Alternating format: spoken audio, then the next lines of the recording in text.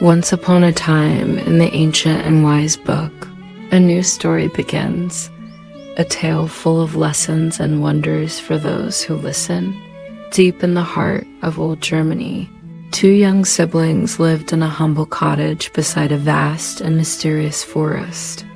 Hansel, clever and bright, gathered white pebbles under the moonlight, hoping to protect himself and his sister from whatever awaited them.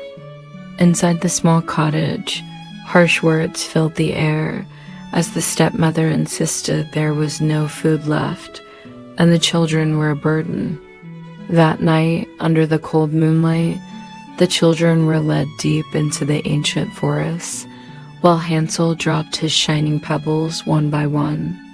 Abandoned near a mossy old tree, the siblings sat close together, sharing fear, warmth, and hope among glowing fireflies. At sunrise, the forest glimmered as the pebble path lit their way home like a trail of fallen stars. Their father welcomed them with tears of relief, though sorrow lingered in the shadows behind them. But the stepmother's cruel plan returned. She locked the door, preventing Hansel from gathering stones again. Once more the children were led into an even darker part of the forest, Hansel dropping breadcrumbs in desperate hope. When they tried to find their way back, they discovered the forest birds had eaten the crumbs, leaving no trace of a path home. Lost, hungry, and weary, the children wandered until the setting sun painted the forest in gold and crimson. Then, through the tangled trees, a miracle appeared, a house made entirely of sweets.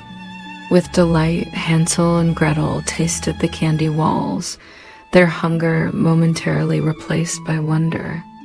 But as they celebrated, an old witch with a crooked smile stepped out, her presence both inviting and unsettling. She welcomed them warmly, leading them into a strange home filled with sweets, potions, and hidden dangers. Soon the mask fell, and the witch locked Hansel in a cage while forcing Gretel to work. Hansel pretended weakness, hoping to trick the cunning witch and buy time. Poor Gretel labored all day, watched closely by the witch's sharp and suspicious eyes.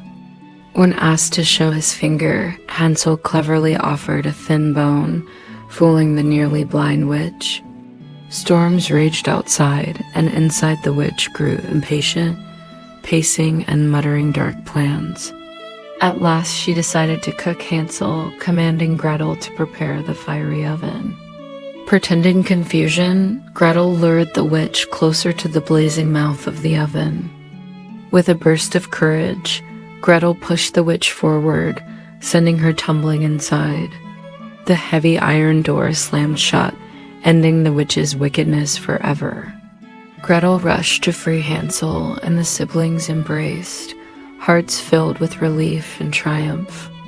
Exploring the witch's home, they discovered rooms filled with gold, jewels, and treasures beyond imagination. With pockets full of hope and riches, they stepped out of the dark past and into a brighter path. Birds guided them gently, and the woods no longer felt threatening but alive with possibility. At a river's edge, a kind white duck ferried them across, carrying them closer to home. When they reached the familiar hills, joy flooded their hearts. They were almost safe. Their father, broken by grief, sat outside the cottage. His sorrow vanished as his children ran into his arms. The wicked stepmother was gone, and peace returned to the little home. The treasure they brought filled the house with new hope, warmth, and a future full of promise. With love and determination, their father rebuilt their home stronger than before. Together, they planted a beautiful garden, a symbol of rebirth and healing. They shared their tale with other children by the village fire, passing on courage and wisdom. Hansel and Gretel decided to save part of their treasure to help others in need. The once fearful forest now stood welcoming and bright, its darkness lifted. Hand in hand, the siblings walked forward with hope, knowing their bond had carried them through all hardships. And so this tale comes to an end, but its wisdom and lessons remain, shining as a light to guide us in life.